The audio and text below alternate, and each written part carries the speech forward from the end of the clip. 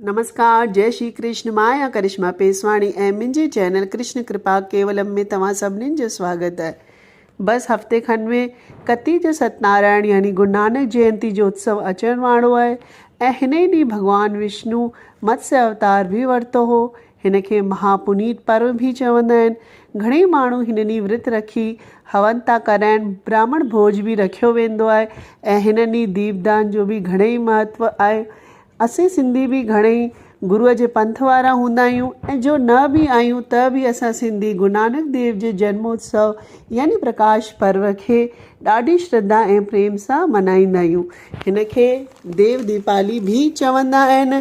हिन उत्सव जा मुख्य आकर्षण हीअं आहिनि।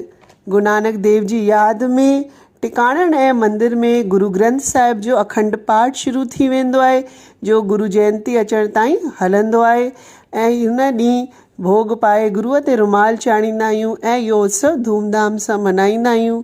ॿियो हिन जे उत्सव जो ॿियो आकर्षण जो आहे नगर कीर्तन। एकादशी खां वठी पूर्णिमा ताईं नगर कीर्तन चालू थी वेंदा आहिनि, जंहिंखे असां प्रभात फेरी चवंदा आहियूं। गुरु जो नगर कीर्तन दुनिया भर में आकर्षण जो केंद्र आहे। हिकु ही जीवंत जलूस निकिरे थो, जंहिंमें घणी तरह जे मार्शल आर्ट भी पंहिंजा करतब ॾेखारनि था ऐं गुलनि ऐं बैनरुनि खे हथ में खणी धन गुरु नानक जा गीत ॻाइबा आहिनि। ऐं हिन उत्सव जो टियों जो मुख्य आकर्षण आहे उहो आहे गुरुअ जो लंगर, जो हिन उत्सव में ख़ासि आहे, जो महान आस्था ऐं सामूहिक भावना जो प्रतीक आहे। त अचो हाणे ॿुधूं बाबा नानक जी कथा। गुरु नानक देव जी कथा हिन प्रकार आहे। रावी नदी जे किनारे स्थित तलवंडी नामक गांव में कतीअ जे सत्यनारायण जे ॾींहुं गुरु नानक देव जी जो जनम खत्री कुल में थियो।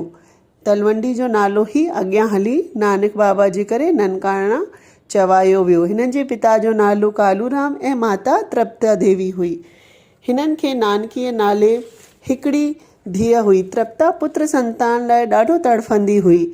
भॻवानु संदन मनोकामना पूरी कई। कतीअ जी पूर्णमासीअ ते अधु राति जो हिकु सुंदर ऐं सुलक्षण बालक जो जनम थियो। इहो शुभ ॾींहुं असीं कतीअ ते पूर्णिमासी ते मल्हाईंदा आहियूं ऐं हिन ॾींहं ते अजमेर जे पासे अॼु भी पुष्कर राज में मेलो लॻंदो आहे।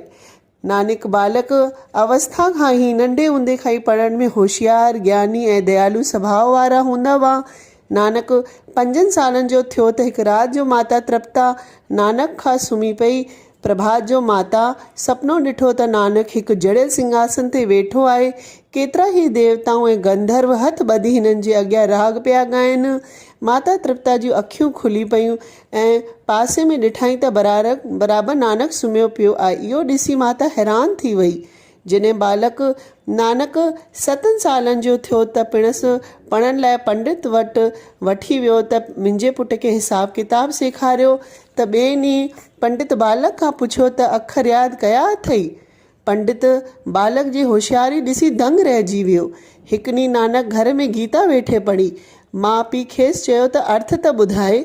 नानक चयो त श्री कृष्ण भॻवानु अर्जुन खे उपदेश था कनि कि जेको मनुष्य मुंहिंजो ध्यानु धरे ओम जो उच्चारण करे देही त्यागे थो, सो मूं पारब्रह्मा में अची लय थिए थो। हिकु दफ़े नानक खे पिणसि चयो त वञी गायूं मेहूं चार।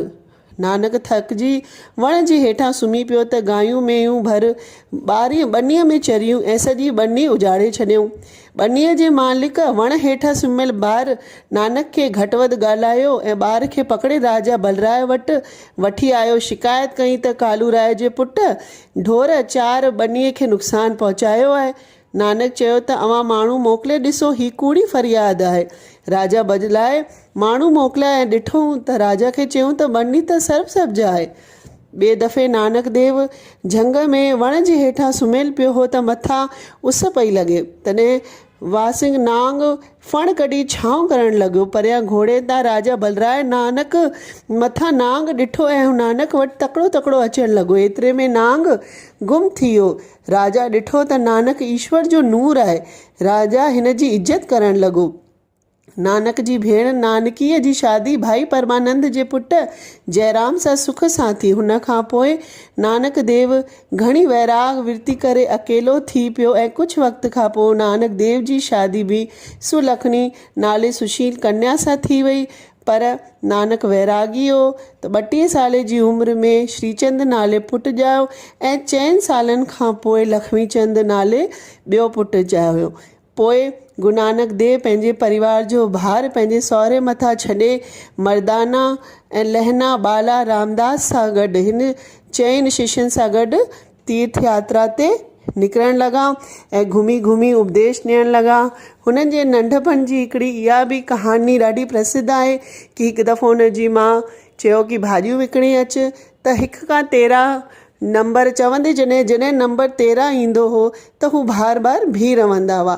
13 मीन्स तुम्हारा, ईअं चई करे हू देवी वीचार में गुम थी वेंदा हुआ। हुननि जो मन कम में न लॻंदी हो। हमेशह परमात्मा खे चवंदा आहियूं का मैं तुम्हारा जपजी भी नानक देव ही लिखी ऐं ओंकार जो संदेश भी पूरी दुनिया में बाबा ही ॾिनो।